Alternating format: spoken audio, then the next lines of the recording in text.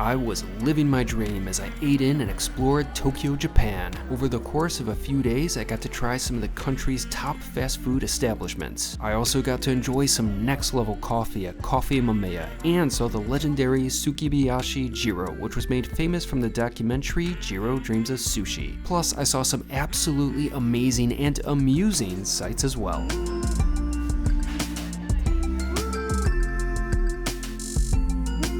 It was a beautiful day in Tokyo, and my mission was to see one of the top sites in the city, the Meiji Jingu Shrine. However, when I reached the Shibuya area of the city, I took a wrong turn and instead found myself at Yoyogi Park. I thought, what the hell, I haven't been to this park yet, so I'll see what it's about.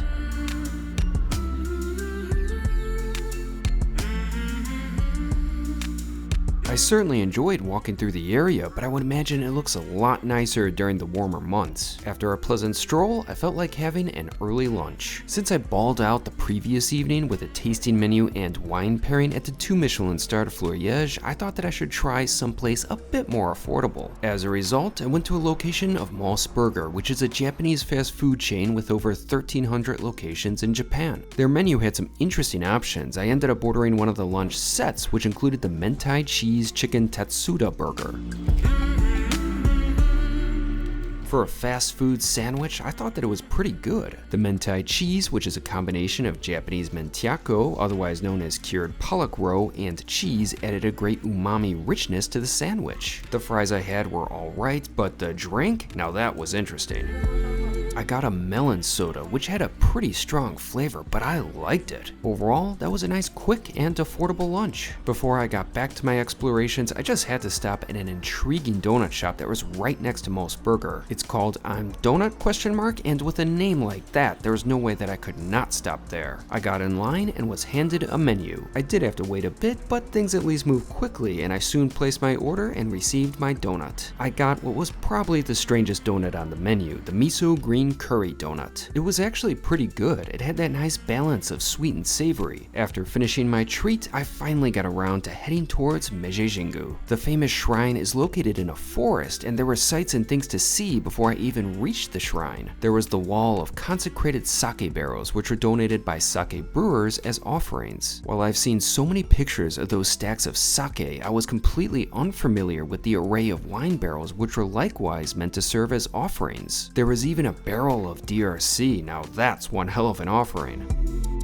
On my way to the shrine, I discovered a garden, which I decided to check out. I had to pay a 500 yen admission fee, which equates to about $3.50, but it was well worth it. The garden and landscaping were beautiful.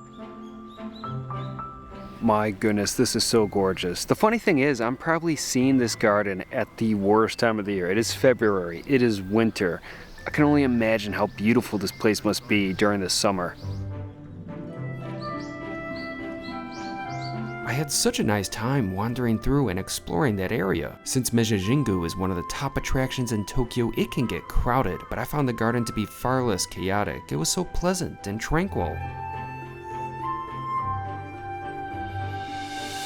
After exploring the grounds a bit more, I finally went to what brought me to the site in the first place, the Meiji Shrine. It's a beautiful structure dedicated to the spirits of Emperor Meiji and his wife Empress Shoken. Construction began in 1915 and it was formally dedicated in 1920. I really enjoyed exploring the site and took photo after photo, but soon enough coffee was once again on my mind. So I made my way to one of the most notable coffee shops in Tokyo, KOFFEE Mameyya. As expected, there was a line, and it wasn't very long, but I still waited about a half hour before I was able to get coffee, but the wait would prove to be worth it. I love the modern and minimalist aesthetics of the shop. It felt like an appropriate environment to truly celebrate the uniqueness and terroir of the variety of coffee in the world. My barista was very knowledgeable and a true professional. She guided me through the offerings, which really ranged in price. In fact, the longboard Misty Mountain coffee from Panama was sold at 5,000 yen a cup, which would equate to about $35 for a single cup of coffee. I didn't spend that much. Instead, I ordered a cup of the Haley Solis from Ethiopia, which went for 600 650 yen, which amounted to a far more reasonable $4.50.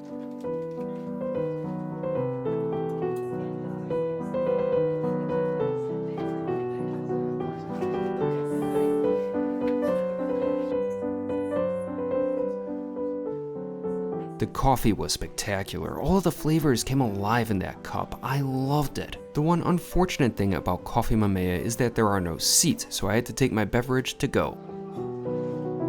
This coffee is so good. I mean, it's a small cup. There's not a lot in it. I wish there was more, but damn, it's good. After finishing my coffee, I began to explore the area and saw some fascinating things, including a guy who has a job that I would love to have.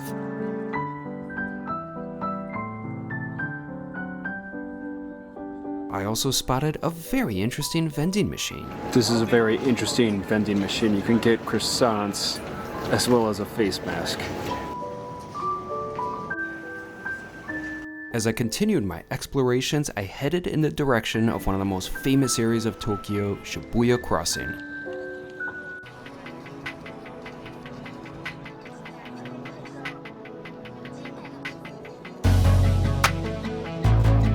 All at once, vehicles are stopped to allow people to cross in multiple directions. In fact, it's the world's busiest pedestrian crossing that can have as many as 3,000 people crossing at a single time. Simply put, I was in awe of everything from the massive amount of people to the energy and colorful lights. I was in Tokyo, the place I've always dreamed of going to, and I couldn't have been happier.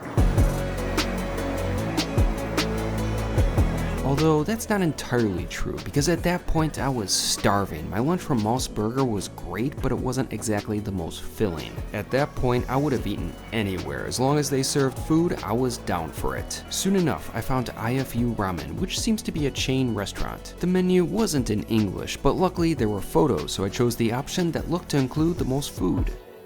The ramen I ordered was miso-based, and it contained butter, which I have to say, hell yeah to that. The ramen was solid. It hit the spot, but I've got to admit that since I was so hungry, everything tasted just a bit better, which I can say the same for my sides.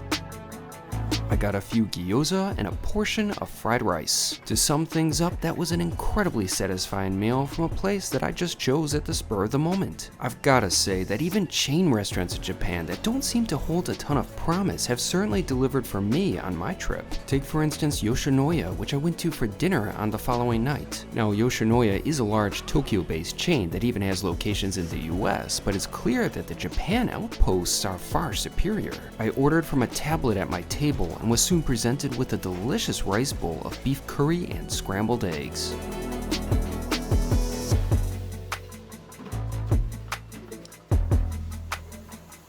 It was fantastic. Plain and simple, it was excellent comfort food. Out of the 3 weeks I spent in Japan, I hardly had any bad meals. Japan is truly a paradise for food. Coming back to the present, I still had room for dessert, so continuing on the theme of fast food, I spotted a Burger King and they offered chocolate fried hand pies, which is not something that I believe they serve in the US. The pie was excellent. It definitely needs to come to America. However, a couple of weeks later in Hiroshima, I discovered that McDonald's is superior to Burger King on the fried hand pie front.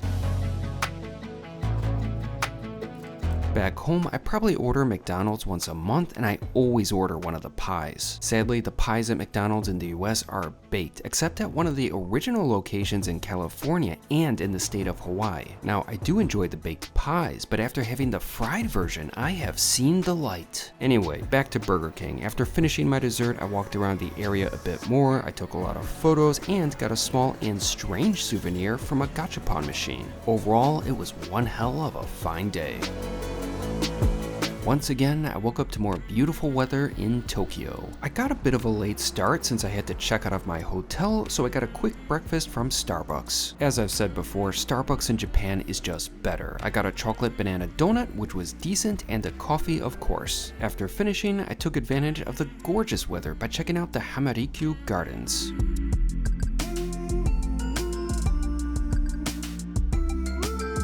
Even though it was winter, the sight was stunning. While there wasn't much in bloom, the canola flowers were, which made for some great photos.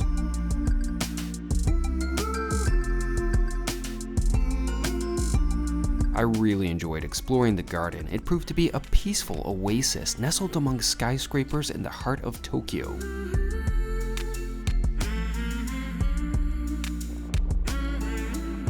As I continued my explorations, I pondered the adventure that I was about to embark on, since later that day I would be joining a tour group that would take me around Japan. Because of that, I had a schedule to abide by, so I had to have an early lunch. Once again, I kept things on the casual side by trying out another Japanese fast food chain known as Lotteria. The company was founded in 1972 and expanded throughout East Asia. In fact, the gachapon toy I got the other day was a Lotteria branded one, so I was curious to see if I actually liked the restaurant. I got a combo meal that included the Philly cheesesteak burger. The picture I saw earlier advertising the dish looked great, but reality was another story. It was a lot smaller than I thought it would be, but it was actually not bad flavor-wise for a fast food establishment. Overall, that meal was more of a snack for me, but it was still a fun lunch. Next, I was off to a restaurant that was probably the complete opposite of Lotteria, Sukiyabashi Jiro, which is likely the most famous sushi restaurant in the world. The restaurant is the product of the acclaimed chef Jiro Ono, who is the subject of the documentary Jiro Dreams of Sushi. For me and a lot of others, that was how I first heard about the restaurant. However, a lot has changed since the film. While it once maintained 3 Michelin stars, Michelin left the restaurant starless in 2019 for the fact that it didn't seem to accept reservations from the general public. I applaud Michelin for making that move, as the institution has become more of a private club than a restaurant, and Michelin stars should only be bestowed upon restaurants that are open to all. Apparently, the establishment is a bit more accessible these days, but it's no longer as highly regarded as it once was. While I didn't get to dine there, I was at least happy to see simply the exterior of such a noteworthy sushi institution. Back on the streets of Tokyo, I needed more food. I simply wasn't full, but my time was limited as I had to meet my tour group soon. As a result, I got some cheap fried chicken bites from Family Mart, which were actually pretty good. Then I got my caffeine hit from a nearby Costa. I also got a matcha and white chocolate cookie, but unfortunately that was mediocre at best. Soon enough, however, I checked into the Yamano Tokyo Ginza hostel and met my tour group. We later went out for a group dinner at a place that I can't even recall the name of, but it was good. I enjoyed a couple of beers and got to know my group a bit better. Food-wise, there were some interesting options, but I ended up going with a set of yakitori. It featured a good variety of yummy chicken bites, from chicken hearts to chicken tails. That was certainly an enjoyable dinner, but soon enough I was back at the hostel. It was time for bed. My next day in Tokyo would prove to be epic and also very strange, as I went to my first maid cafe.